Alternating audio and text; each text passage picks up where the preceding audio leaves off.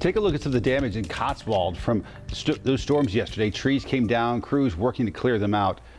What a crazy evening. Nothing like what we expected over the weekend. But we do have the possibility of some storms this afternoon once again. Yeah, it's pretty much the exact same setup, same timing, mid to late afternoon. All of a sudden, the skies can turn on you just like that. And I always like to look upstream. That's one of my first things I do when I'm forecasting. What's happening? Where's it coming from? We can see the winds picking up here in the mountains. Actually, a few people, look at that, taking their bikes up here in the chairlifts. I didn't know you could do that. It's pretty cool here on top of Beach Mountain. But then we also have blue skies the further east you go, Monroe. So this looks like a gorgeous day, but all this heat and humidity is just building at the surface, and eventually you can turn into some of these. We already see signs. There's the upstream forecast I was talking about, signs that severe weather is coming, and I definitely think we're going to fill in the gaps pretty quickly here, about 3 hours from now. So here was yesterday. Yesterday from 2 to 7 o'clock, that's where we had most of our wind damage. A few thunderstorms turned into several, and that several bunch of thunderstorms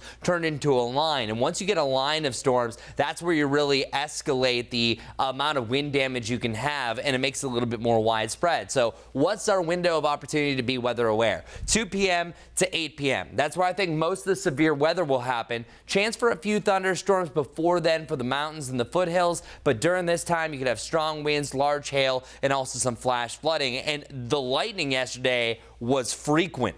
Just a light show with a lot of these systems, so keep that in mind. Lots of lightning and then gusty winds from the outflow of these thunderstorms. So here's what it looks like opening up our Futurecast dashboard. You can see the winds coming from the northwest. That's all associated with that cold front. We're still in the humid range. We had about the mid 70s at one point. That's a tropical air, so that really juiced things up. So I don't think we're going to have technically as many storms, but we have the same setup, seeing a couple of thunderstorms turning into a general line as it pushes its way to the southeast. Notice this at 6 o'clock, but from 6 to 8, we're pretty much removing most of the storms from our forecast. That means later on this evening, don't worry about it. You're all good. That front is going to continue to push its way down to the south, and then our fair weather friend is coming behind that. That's a high pressure system that's eroding the cloud cover, making it feel amazing. And this is a needed break. We need to remove that frown, turn it upside down, and allow for some smiles. Not having that air you can wear for a few days is going to make all the difference. So the mid to the upper 80s expecting this coming weekend. So today, still feeling like 100 to 105 degrees. I have a high temperature about 98 degrees. If we hit this, that'll be the third time we hit that temperature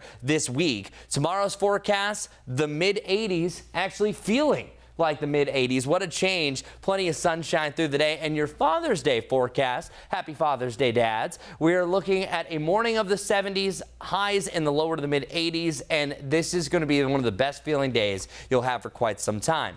The lows are going to be impacted by the end of the weekend, though. Father's Day morning, we're dropping down to the 50s. That's going to be chilly from where we've been starting off in the 70s. Upper 50s on Monday morning before we start to warm up our lows and warm up our highs. Here's the good news about a chance of 100 degrees. I know that that's never really good news. The good news is that we are going to be a little bit drier, but it'll still feel like 105 if we do get up to that point, rocking the mid to the upper 90s most of next work week. Chris,